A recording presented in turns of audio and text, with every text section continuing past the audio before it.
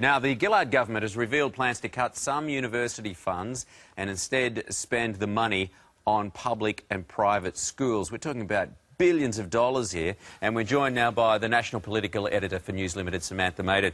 Good morning to you, Samantha. An education funding overhaul, let's politely call it that.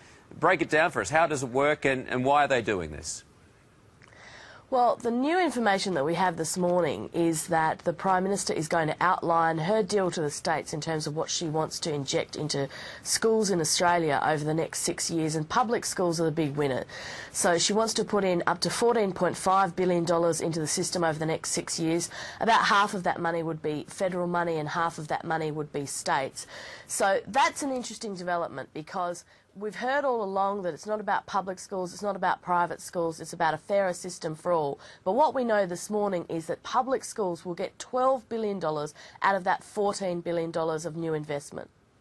Yeah, it's where are they plucking these figures from?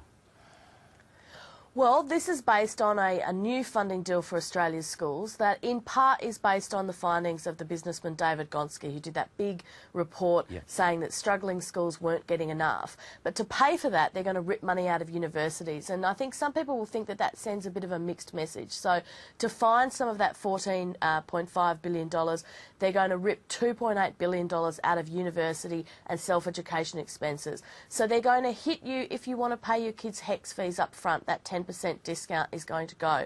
They're going to rip $900 million out of university grants overall.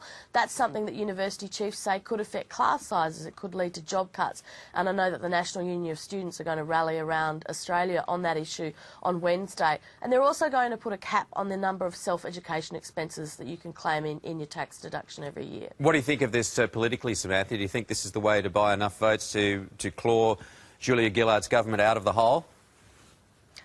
Well, Julia Gillard is absolutely gambling her election hopes on this. She wants to ride this issue right home until the election. She's going to have a fight with the state premiers on Friday at the Council of Australian Governments meeting to try and thrash out a deal with the states. But if she can't get a deal with the states, and there's an expectation that WA in particular and Queensland are reluctant to sign this deal, she's going to use it to wedge Tony Abbott in her mind all the way to the election. She's going to use that to say, only Labor will deliver more money for public schools, and you won't get that under Tony Abbott, and you won't get that under the coalition. Really interesting thing about the cuts, though, is that Tony Abbott and Joe Hockey, they need to find savings in the budget as well. So they are going to back these cuts in.